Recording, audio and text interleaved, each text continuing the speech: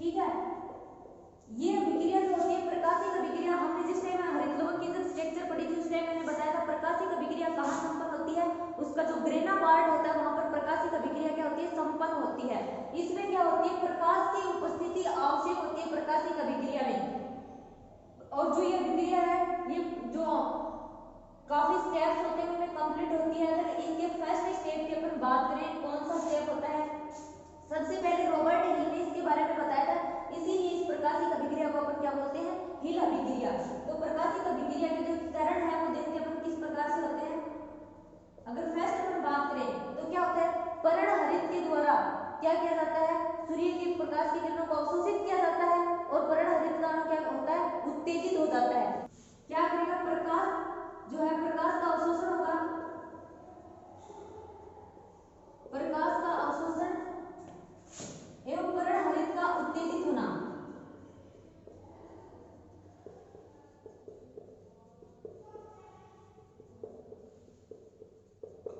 अगर second point की अपन बात करें तो उसमें क्या होगा, जल का प्रकाशिक अपघटन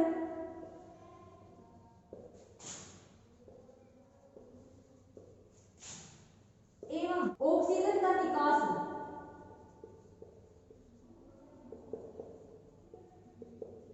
ये इसका सेकंड स्टेप हो गया। अगर थर्ड स्टेप की अपन बात करें तो NADP H+ का निर्माण किस प्रकार से होगा वो अपन थर्ड स्टेप में देखेंगे। अब बात करें नेक्स्ट स्टेप प्रकाश फोस्फोरिलीकरण।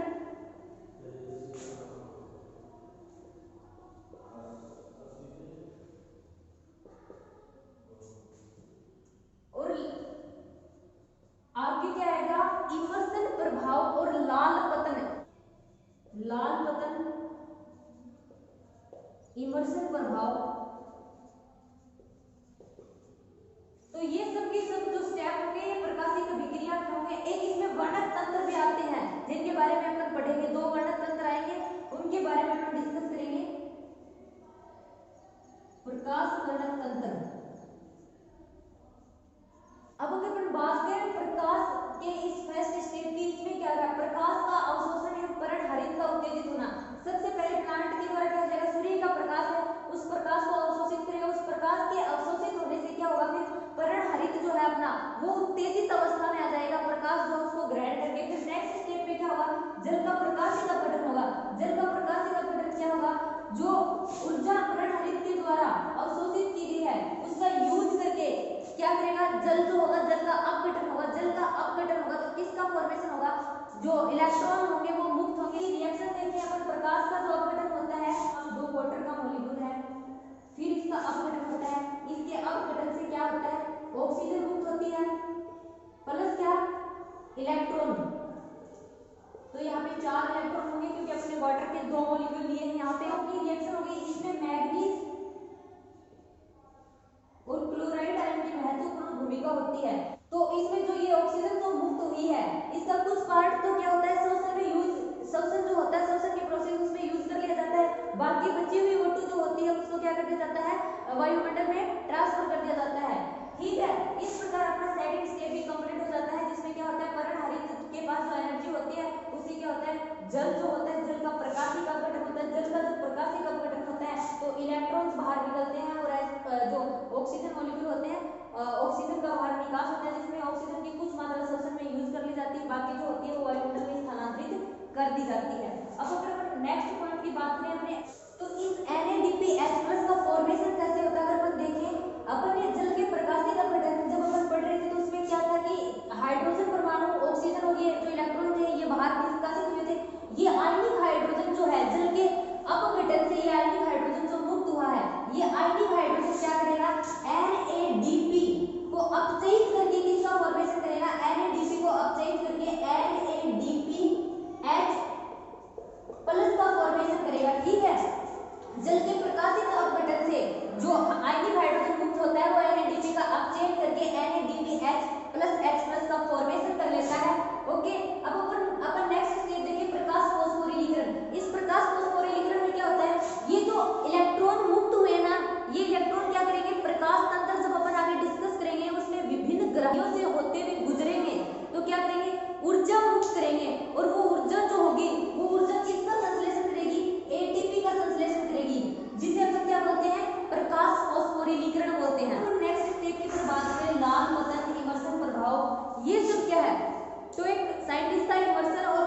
प्रकाशविदों ने क्या किया, प्रकाश के विभिन्न तरंगदैर्ध्यों में प्रकाश संश्लेषण का मापन किया। जो ये साइंटिस्ट था इमर्सन, इसने क्या किया था, इमर्सन और इसके सहयोगियों ने प्रकाश के जो विभिन्न तरंगदैर्ध्य होते हैं, भिन्न भिन्न तरंगदैर्ध्यों के ऊपर क्या किया, प्रकाश संश्लेषण का मापन किया। कौन सी तरंगदैर्ध्य पर प्रकाश का संश्लेषण किस प्रकार से होता है, उसके प्रभाव को देख वहां पर जो इफेक्ट हुआ ना, उस इफेक्ट के लिए ये लाल बटन और इमर्सन प्रभाव जो था, इनके बारे में साइंटिस्ट ने बताया। लाल बटन में क्या था, जब प्रकाश संश्लेषण में 680 एनएम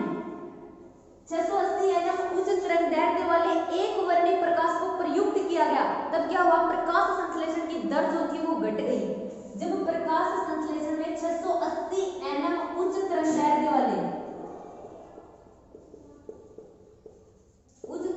वाले प्रकाश का यूज किया गया, तब क्या हो गया था, जो प्रकाश संश्लेषण की दर जो थी वो घट गई थी, प्रकाश संश्लेषण की दर में कमी आ गई थी। क्योंकि ये जो 680 एनएम जो उस तरंगदैर्ध्य वाला प्रकाश है, ये लाल वर्णक क्षेत्र से रिलेटेड होता है, इसीलिए इसको लाल पतन बोल देते हैं। पतन मतलब इसमें कमी हो रही है प्रकाश संश्लेषण की दर में। 680 एनएम उस तरंगदैर्ध्य का जो अपन प्रकाश लिया था, उसके अंदर प्रकाश संश्लेषण की दर को देखा गया तो उसमें कमी हो रही थी, इसीलिए इसको लाल पतन बोला जाता है। अब अगर हम इमर्सन प्रभाव को देखें, इमर्सन प्रभाव में क्या होता है, इमर्सन प्रभाव में ये हुआ, उच्च तरंगदैर्ध्य वाले प्रकाश के साथ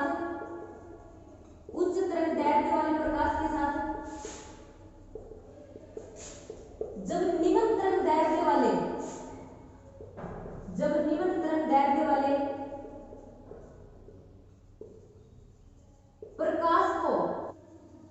प्रकाश विकिरणों का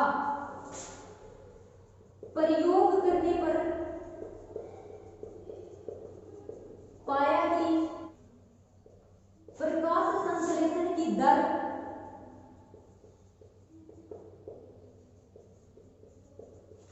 दोनों तरंगदैर्ध्यों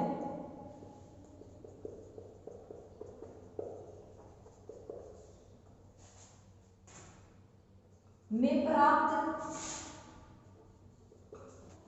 अलग अलग दरों के योग से भी अधिक थी। यह है इमर्सन प्रभाव। इमर्सन प्रभाव में क्या हुआ, उच्च तरंगदैर्ध्य प्रकाश के साथ जब निम्न तरंगदैर्ध्य प्रकाश विकिरणों का प्रयोग किया गया तो पाया कि प्रकाश संश्लेषण की जो दर होती है, प्रकाश संश्लेषण की जो दर थी वो दोनों तरंगदैर्ध्यों से प्राप्त, दोनों तरंगदैर्ध्य कौन सी, उच्च और निम्न तरंगदैर्ध्य के योग से भी अधिक थी। मतलब उच्च तरंगदैर्ध्य और निम्न तरंगदैर्ध्य वाली प्रकाश जो किरणें थी, उनको एक साथ प्रयोग करने पर पाया गया कि इनके अलग अलग जो तरंगदैर्ध्य की दर थी ना, वो इनको मिलाने पर उससे अधिक थी। जिससे क्या स्पष्ट होता है, जिससे ये स्पष्ट होता है कि प्लांट के अंदर क्या होते हैं, दो वर्णक समूह होते हैं, जिसमें से एक वर्णक समूह क्या करता है, उच्च तरंगदैर्ध्य वाले प्रकाश का अवशोषण करता है, और जो दूसरी तरंगदैर्ध्य होते, जो दूसरा वर्णक होता है, वो क्या करता है, निम्न तरंगदैर्ध्य वाले प्रकाश का अवशोषण करता है। यही है इमर्सन प्रभाव। इमर्सन प्रभाव जो था उसमें क्या किया गया, अगर मैं आपको बताऊं, उच्च तरंगदैर्ध्य प्रकाश के साथ जब निम्न तरंगदैर्ध्य प्रकाश विकिरणों का प्रयोग किया तो पाया कि प्रकाश संश्लेषण की जो दर थी दोनों तरंगदैर्ध्यों में प्राप्त अलग अलग दरों के योग से भी अधिक थी।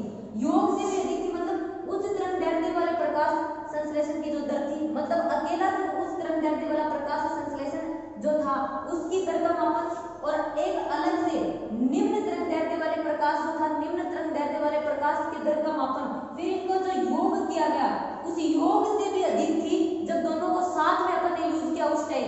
ठीक है, जिससे ये बात स्पष्ट होती है कि प्रकाश संश्लेषी वर्णक जो होते हैं वो प्लांट के अंदर दो टाइप के होते हैं, दो टाइप के होते हैं, जिसमें से एक वर्णक जो होता है, एक वर्णक क्या करता है, उच्च तरंगदैर्ध्य वाले प्रकाश का अवशोषण करता है, उच्च तरंगदैर्ध्य वाले प्रकाश का अवशोषण, और जो दूसरा वर्णक होगा वो क्या करेगा, निम्न तरंगदैर्ध्य वाले प्रकाश का अवशोषण करेगा। ये बात जो है इमर्सन प्रभाव से स्पष्ट हो जाती है। और इन्हीं वर्णकों को, ये जो वर्णक है, इन्हीं वर्णकों को प्रकाश तंत्र फर्स्ट और प्रकाश तंत्र सेकंड बोला गया है, जिनके बारे में अपन पढ़ेंगे। प्रकाश तंत्र फर्स्ट क्या होता है और प्रकाश तंत्र सेकंड क्या होता है, इनके ऊपर अपन डिस्कस करेंगे। ठीक है, ये जो वर्णक है इन्हीं को बोला गया है प्रकाश तंत्र फर्स्ट और सेकंड।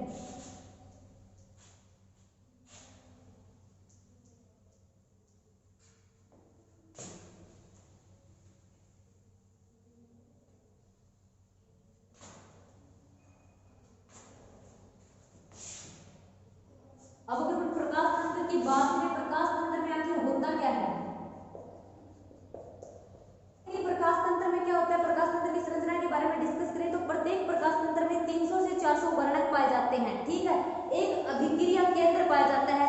दोनों ही प्रकाश तंत्रों की बात हो रही है। प्रकाश तंत्र की स्ट्रक्चर में पर देखते हैं तो क्या होता है कि 300 से 400 वर्णक उसमें प्रेजेंट होते हैं। एक अभिक्रिया केंद्र प्रेजेंट होता है। ये केंद्र जो होता है अभिक्रिया केंद्र के चारों ओर सहायक वर्णक पाए जाते हैं और इन सहायक वर्णकों का क्या काम होता है, ये सहायक वर्णक जो होते हैं प्रकाश ऊर्जा को अवशोषित करके अभिक्रिया केंद्र को देते हैं। अगर अपन डायग्रामेटिक तरीके से इसको समझे तो इसमें क्या होता है, एक अभिक्रिया केंद्र होता है।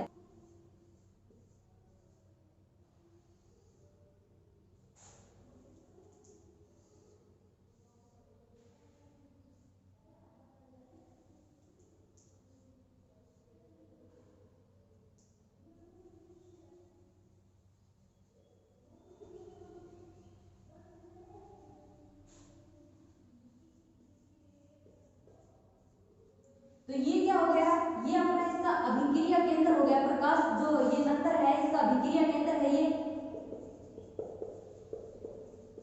और ये जो है इसके चारों ओर ये क्या है, ये सहायक वर्णक है। सहायक वर्णक, एक सहायक वर्णक को क्या करते, इनका वर्ग क्या होता है, क्या कार्य करते हैं, सूर्य से आने वाले जो प्रकाश होते हैं, जो फोटोन जिसको ऊर्जा बोला जाता है, फोटोन या प्रकाश जो होता है उसको क्या करते हैं, ये उसे अभिक्रिया केंद्र को देते हैं। प्रकाश ऊर्जा को अवशोषित करके किसको दे देंगे, प्रकाश ऊर्जा को अवशोषित करके अभिक्रिया केंद्र को दे देंगे। और अभिक्रिया केंद्र क्या करेगा, यहाँ से जो इलेक्ट्रॉन है वो मुक्त होंगे और इलेक्ट्रॉन क्या करेंगे, विभिन्न ग्राहियों से होते हुए गुजरेंगे। फिर अपन बढ़ेंगे आगे, जो पूरा प्रकाशिक अभिक्रिया में ये अपना चक्रीय फास्फोरिलीकरण और अचक्रीय फास्फोरिलीकरण में कैसे वो प्लास्टोक्विनोन वगैरह जो होते हैं, कैसे ये दो इलेक्ट्रॉन ट्रांसफर होते हैं, कैसे एटीपी का फॉर्मेशन होगा, कैसे एनएडीपी का फॉर्मेशन होगा। फिलहाल हम डिस्कस करें प्रकाश तंत्र जो होते हैं उसकी स्ट्रक्चर क्या होती है, उसमें क्या क्या प्रेजेंट होता है। तो प्रकाश तंत्र जो होता है, यहाँ पर दोनों प्रकाश तंत्रों का डिस्कस हो रहा है। प्रकाश तंत्र फर्स्ट में भी अभिक्रिया केंद्र होगा, प्रकाश तंत्र सेकंड में भी अभिक्रिया केंद्र होगा। प्रकाश तंत्र फर्स्ट में भी सहायक वर्णक होंगे और प्रकाश तंत्र सेकंड में भी। सहायक वर्णकों का क्या कार्य होता है, सहायक वर्णक जो होते हैं वो क्या करते हैं, जो प्रकाशिक ऊर्जा होती है उसको ग्रहण करके किसको देते हैं, अभिक्रिया केंद्र को देते हैं। इसीलिए सहायक वर्णकों को क्या बोला जाता है, एंटीना अणु। वर्णकों को अपन एंटीना अणु भी बोलते हैं। ये तो हो गई ये प्रकाश तंत्र की जो संरचना थी वो। अब आगे अपन देखेंगे प्रकाश तंत्र फर्स्ट और प्रकाश तंत्र सेकंड में डिफरेंस क्या होता है। जो प्रकाश तंत्र फर्स्ट होता है ना, प्रकाश तंत्र फर्स्ट का जो अभिक्रिया केंद्र होता है वो अभिक्रिया केंद्र होता है P700। ठीक है, प्रकाश तंत्र फर्स्ट का जो अभिक्रिया केंद्र होगा ये P700 और प्रकाश तंत्र सेकंड में क्या होगा, ये जो अभिक्रिया केंद्र होगा ये P680। तो अभिक्रिया केंद्र होता है ये P700 होता है। जो क्लोरोफिल A700 होता है, इसके चारों ओर क्या पाए जाते हैं, क्लोरोफिल में क्या होता है, क्लोरोफिल 660, क्लोरोफिल 670, क्लोरोफिल 680, ये क्या होते हैं, एंड कैरोटीनॉइड्स भी अवेलेबल होते हैं। ये क्या होते हैं, ये सहायक वर्णक होते हैं। प्रकाश तंत्र फर्स्ट के सहायक वर्णक होते हैं ये। और जो P700 जो होता है ये, जिसको हम P700 बोलते हैं, क्लोरोफिल A700, ये क्या होता है, ये अभिक्रिया केंद्र होता है। ये क्लोरोफिल 660, 670 ये जो है ये इसके सहायक वर्णक होते हैं। ये क्या करेंगे, ये प्रकाश ऊर्जा को ग्रहण करके किसको देंगे, ये जो P700 है इसको देंगे। ठीक है, मेन डिफरेंस होता है प्रकाश तंत्र जो होता है उसका अभिक्रिया केंद्र P700 होता है, प्रकाश तंत्र सेकंड का अभिक्रिया केंद्र P680 होता है। अब क्या होता है कि ये जो सहायक वर्णक होते हैं ये एनर्जी क्या प्रकाश ऊर्जा को अवशोषित करके P700 को देते हैं। P700 को देते हैं तो इलेक्ट्रॉन उत्तेजित होते हैं। ये इलेक्ट्रॉन जो उत्तेजित होंगे ये आगे क्या करेंगे, चक्रीय फास्फोरिलीकरण और अचक्रीय फास्फोरिलीकरण की प्रोसेस आएगी, उन दोनों में अपना भाग लेंगे। प्रकाश तंत्र फर्स्ट जो होता है वो प्रकाश तंत्र फर्स्ट क्या करता है, चक्रीय फास्फोरिलीकरण और अचक्रीय फास्फोरिलीकरण दोनों में भाग लेता है प्रकाश तंत्र फर्स्ट। ओके, और ये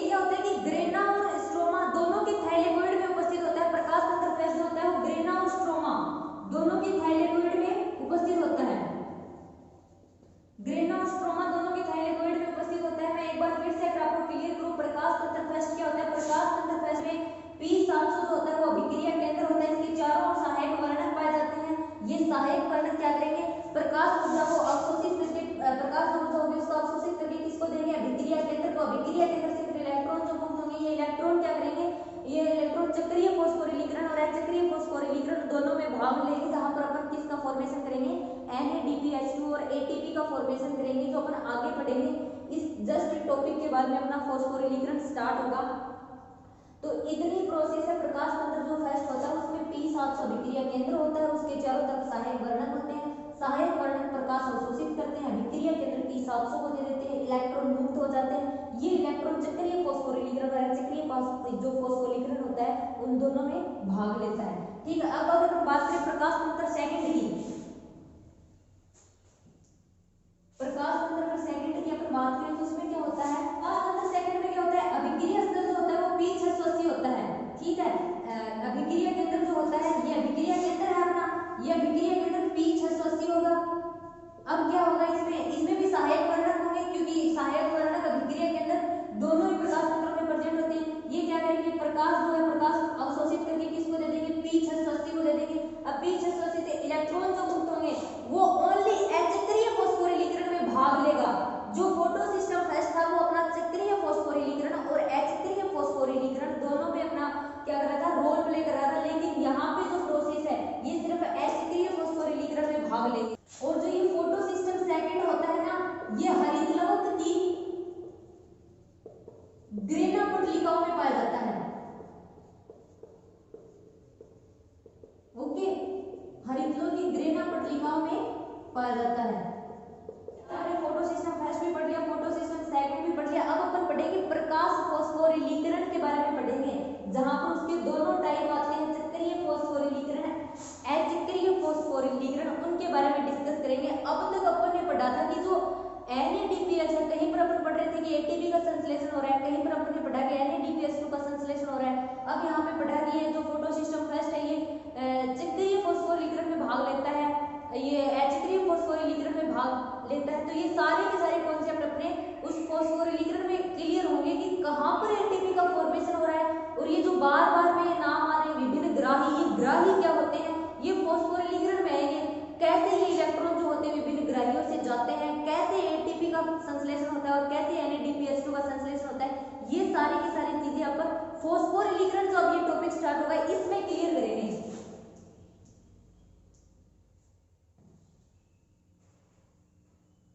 हरित लोक में क्या होता है कि सूर्य के प्रकाश का उपयोग करके एडीपी से एटीपी का संश्लेषण करते हैं। एडीपी से एटीपी का जो संश्लेषण होता है उसको प्रकाश फॉस्फोरिलीकरण बोला जाता है। अब ये दो प्रकार का होता है, चक्रीय और अचक्रीय। हम डिस्कस करेंगे पहले चक्रीय फॉस्फोरिलीकरण के ऊपर। ठीक है, तो चक्रीय फॉस्फोरिलीकरण जो होता है इसमें क्या होता है, ओनली फोटो सिस्टम फर्स्ट। चक्रीय फॉस्फोरिलीकरण में क्या होता है, फोटो सिस्टम फर्स्ट भाग लेता है। इसमें होता क्या है, सबसे पहले क्या होता है कि ये जो है अपना अभिक्रिया केंद्र है। अब अभिक्रिया केंद्र किसका, पर फोटो सिस्टम की बात करें तो P700 ही होगा, क्योंकि अभिक्रिया केंद्र जो ये अपना फोटो सिस्टम फर्स्ट है इसमें अभिक्रिया केंद्र P700 ही होता है। और यहाँ से क्या है, इलेक्ट्रॉन जो थे वो दो इलेक्ट्रॉन मुक्त होंगे। तो चक्रीय फॉस्फोरिलीकरण में क्या होगा, ये दो इलेक्ट्रॉन विभिन्न ग्राहियों से होते हुए वापस P700 अभिक्रिया केंद्र पर आ जाते हैं। इसीलिए इसको ये जो चक्रीय फॉस्फोरिलीकरण इसको इसीलिए बोला जाता है क्योंकि इलेक्ट्रॉन जो होते हैं ये विभिन्न ग्राहियों से होते हुए क्या करेंगे, एटीपी का संश्लेषण करेंगे। साइटोक्रोम B6 और साइटोक्रोम 6 दो ग्राही आएंगे, वो ग्राही उनके बीच में क्या होगा, एटीपी का संश्लेषण होगा और किसका वापस से कहां पर आ जाएंगे, ये अभिक्रिया केंद्र P700 के पास आ जाएंगे। इसीलिए इसको चक्रीय फॉस्फोरिलीकरण बोलते हैं। तो यहाँ पर आयरन सल्फर प्रोटीन जो ग्राही है वो आएगी, आयरन सल्फर प्रोटीन से होते हुए किसके पास जाएंगे, फिरेडोक्सिन के पास। ये फिरेडोक्सिन है, फिरेडोक्सिन से होते हुए ये दो मुख्य इलेक्ट्रॉन जो है वो किसके पास आ जाएंगे, साइटोक्रोम B6 और साइटोक्रोम B6 से होते हुए साइटोक्रोम F और साइटोक्रोम से प्लास्टोक्विनोन और प्लास्टोक्विनोन से वापस किसके पास पहुंच जाएंगे, अभिक्रिया जो केंद्र P700 होता है उसके पास पहुंच जाएंगे। यहाँ पे क्या होती है, अणुओं की ऊर्जा। ठीक है, ये अणुओं की जो जो एनर्जी है उसमें वृद्धि हो रही है।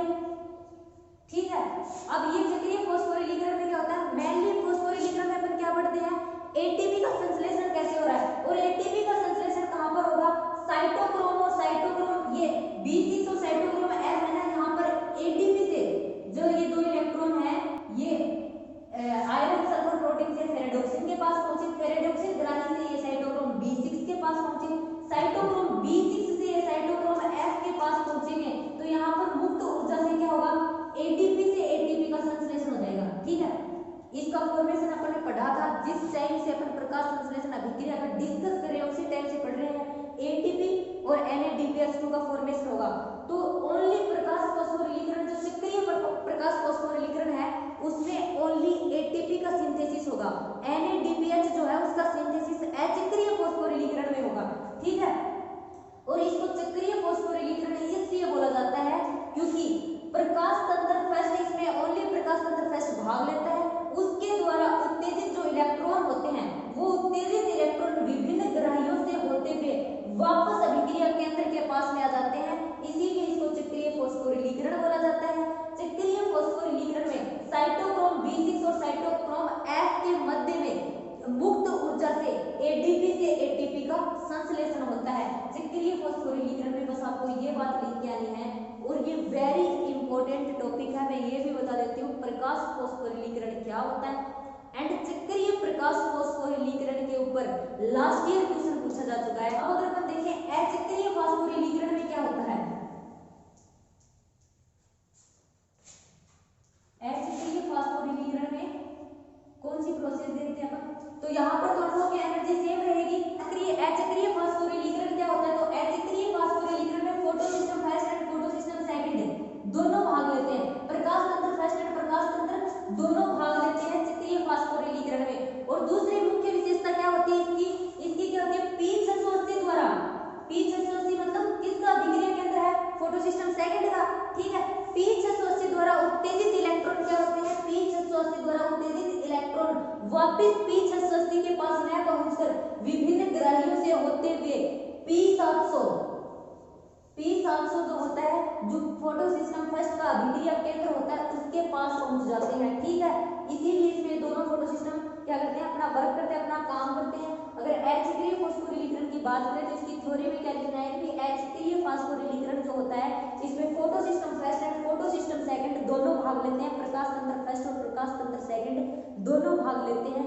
इसमें अभिक्रिया केंद्र P680 किसका अभिक्रिया केंद्र होता है, P680 फोटो सिस्टम सेकंड का अभिक्रिया केंद्र होता है P680 से जो इलेक्ट्रॉन मुक्त हुए हैं वो वापस से P680 के पास न आकर विभिन्न जो रेखीय पथ होता है विभिन्न ग्राहियों से होते हुए रेखीय पथ के द्वारा किसके पास पहुंच जाते हैं, P700 के पास पहुंच जाते हैं। और फोटो सिस्टम सेकंड में किसका फॉर्मेशन होगा, NADPH+ का फॉर्मेशन होगा, क्योंकि जब अपन चक्रीय फॉस्फोरिलीकरण की बात कर रहे थे उस टाइम चक्रीय फॉस्फोरिलीकरण में किसका सिंथेसिस हुआ था, एटीपी का सिंथेसिस हुआ था साइटोक्रोम B6 और साइटोक्रोम F के बीच में।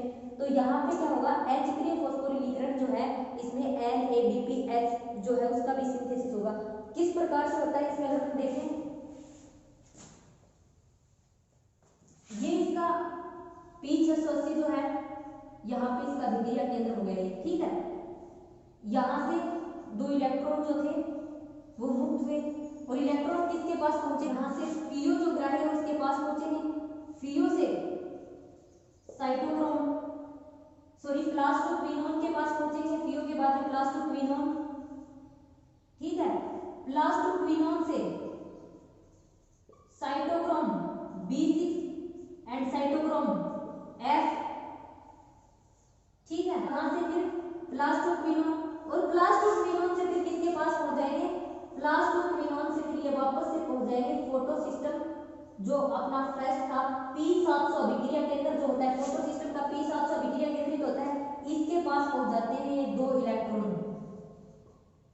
ये क्या है, ये विभिन्न ग्राही हैं, इन ग्राहियों से होते हुए रेखीय पथ के द्वारा जो 680 इसके द्वारा जो उत्तेजित दो इलेक्ट्रॉन थे ये पीओ फिर प्लास्टोक्विनोन फिर cytochrome B6 cytochrome F plastoquinone से होते हुए कहां पर पहुंच गए, जो अपना फोटो सिस्टम फर्स्ट था प्रकाश तंत्र फर्स्ट था उसके पास में पहुंची। 700 है, यहाँ से फिर इलेक्ट्रॉन किसके पास पहुंचेंगे, आयरन अपन ने पढ़ा था थोड़ी देर पहले, ठीक है। आयरन सल्फर प्रोटीन से फेरेडोक्सिन के पास पहुंचेंगे, क्योंकि इसके बारे में तो अपन डिस्कस कर ही चुके हैं। फोटोसिस्टम फेस से किसके पास, आयरन सल्फर प्रोटीन से फेरेडोक्सिन, और फिर फेरेडोक्सिन से ये क्या करेंगे, NADP जो होता है, NADP के पास पहुंच जाते हैं ये दो इलेक्ट्रॉन। ये जो NADP है ये जल के अपघटन से जो हाइड्रोजन आयन मुक्त हुए थे उनको ग्रहण कर लेता है। जब जिस टाइम अपन क्या कर रहे थे, जब अपन ने पढ़ा था कौन सी अभिक्रिया, प्रकाशिक अभिक्रिया पढ़ी थी, उस टाइम के स्टेप्स में हमने पढ़ा था कि NADPH का फॉर्मेशन कैसे होता है, H2O का जल अपघटन होता है, ठीक है। H2O का जब जल अपघटन होता है तब किसका निर्माण होता है, तब होता है O2 का, प्लस किसका होता है, दो हाइड्रोजन यहाँ से बाहर निष्कासित होते हैं और प्लस 2 इलेक्ट्रॉन, है ना। और ये इलेक्ट्रॉन, भाई इन इलेक्ट्रॉनों का ही सारा का सारा गोल गोल है, ये इलेक्ट्रॉन ही कभी यहाँ घूम रहे हैं, कभी वहां घूम रहे हैं और कभी कहीं जा रहे हैं। ये इलेक्ट्रॉन ही घूमकर किसका फॉर्मेशन कर रहे हैं, NADP जो सॉरी ATP, पहले इन्होंने क्या किया था, चक्रीय फॉस्फोरिलीकरण की जो अपन ने पढ़ी थी वहां पे किसका फॉर्मेशन हो गया था, ATP का फॉर्मेशन हो गया था। तो विभिन्न ग्रहियों से जो इलेक्ट्रॉन गुजर रहे हैं ये इलेक्ट्रॉन है जो अपने को किससे प्राप्त हुए थे, H2O के अपघटन से प्राप्त हुए थे। अब इसी H2O के अपघटन से ये हाइड्रोजन, आयनिक हाइड्रोजन भी मुक्त हुआ था। और इस आयनिक हाइड्रोजन का रोल भी मैंने उस टाइम आपको बताया था कि ये आयनिक हाइड्रोजन क्या करते हैं, ये आयनिक हाइड्रोजन जो होते हैं वो NADP जो होता है उसके अपचयन के द्वारा NADPH+ का फॉर्मेशन करते हैं। तो ये जो दो हाइड्रोजन होते हैं ना, ये दो हाइड्रोजन अब NADP के साथ मिलकर किसका फॉर्मेशन करेंगे, NADPH2 का फॉर्मेशन करेंगे। NADPH2 का निर्माण हो गया अब, ठीक है।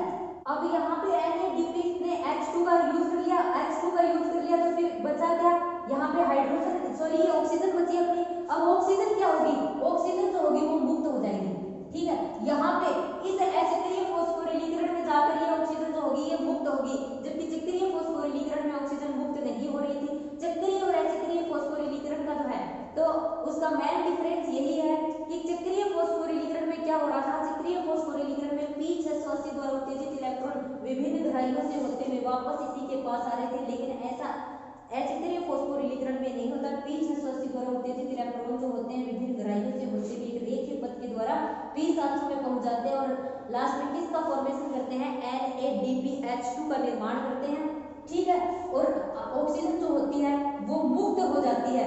तो ये सारी की सारी प्रोसेस आती है फोटोसिस्टम सॉरी अपना अचक्रीय प्रकाश फॉस्फोरिलीकरण होता है, उसमें सबसे पहले P680 जो होता है फोटोसिस्टम सेकंड जो होता है वो भाग लेता है।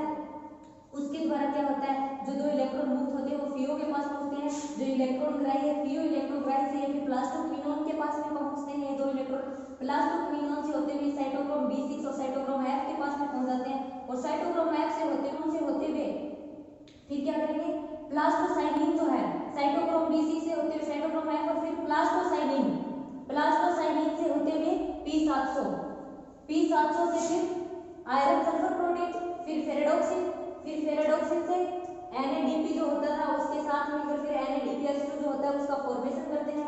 ऑक्सीजन जो होती है वो बाहर मुक्त हो जाती है।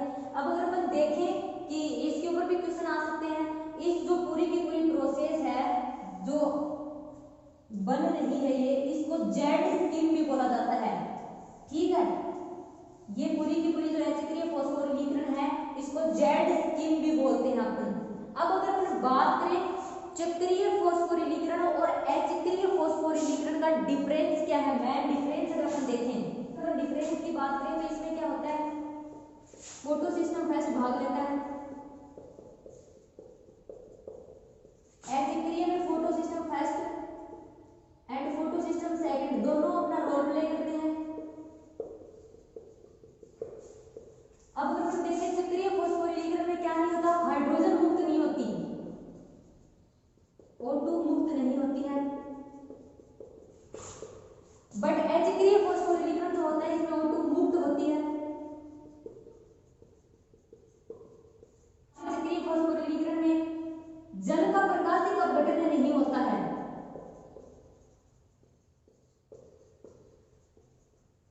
जल का प्रकाशिक अपघटन नहीं होता है। इस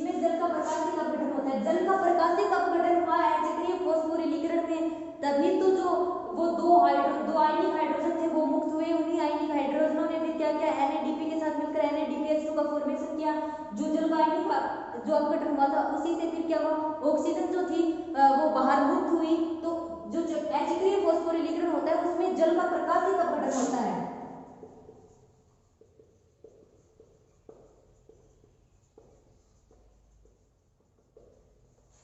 अगर नेक्स्ट हम बात करें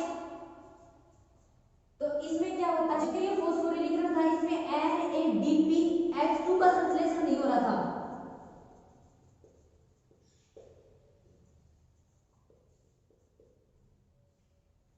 और इसमें NADPH2 का संश्लेषण होता है।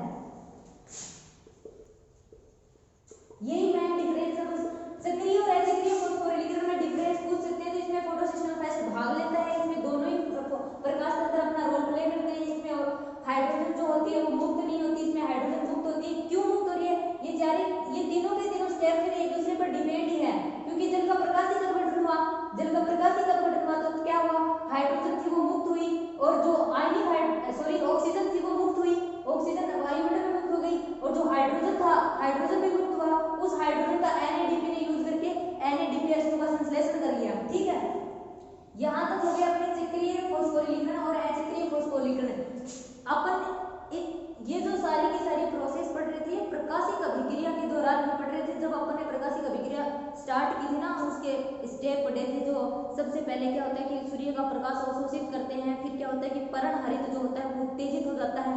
अब परणहरित के उत्तेजित हो जाने से क्या होता है, जो जल जो होता है जल का आंशिक अपघटन होता है। ठीक है, जल के अपघटन से जो हाइड्रोजन होते हैं, जो इलेक्ट्रॉन होते हैं, ऑक्सीजन होती है वो मुक्त होती है। फिर क्या आता है, फिर NADPH2 का संश्लेषण हो रहा था, तीसरा पॉइंट था। फिर प्रकाश फॉस्फोरिलीकरण अपना फोर्थ पॉइंट था। उसके बाद में जो था कि इमर्सन प्रभाव और लाल बदन के बारे में अपन ने डिस्कस किया था। एंड अपने फोटो सिस्टम जो थे उन फोटो सिस्टम के बारे में अपन ने पढ़ा था। तो जो फोटो सिस्टम थे, प्रकाश तंत्र फर्स्ट एंड प्रकाश तंत्र सेकंड की संरचना पढ़ी थी, उनमें विक्रिया केंद्र पाया जाता है, वो सब कुछ आ गया था। उसके बाद में अपन ने प्रकाश फॉस्फोरिलीकरण जो टॉपिक था उसके चक्रीय फॉस्फोरिलीकरण और अचक्रीय फॉस्फोरिलीकरण का डिस्कस कर रहे थे अपन। तो ये पूरा का पूरा जो मामला था ये प्रकाशिक अभिक्रिया के अंतर्गत ही आ रहा था। अब अपन कल जो टॉपिक पढ़ेंगे वो आएगी अपनी अप्रकाशिक अभिक्रिया जो है। अप्रकाशिक अभिक्रिया में क्या कुछ होता है, कैसे होता है, आप ये जो है इसको साथ साथ में याद रखना, बुक वगैरह में साथ रखना। इसके लिए आपकी केमिस्ट्री थोड़ी स्ट्रांग होनी चाहिए। आगे अपन पढ़ेंगे तो पूरी साइकिल आएगी, C3 साइकिल, C4 साइकिल, तो वो अपन डिस्कस करेंगे जिसमें पूरी की पूरी रिएक्शन आएगी।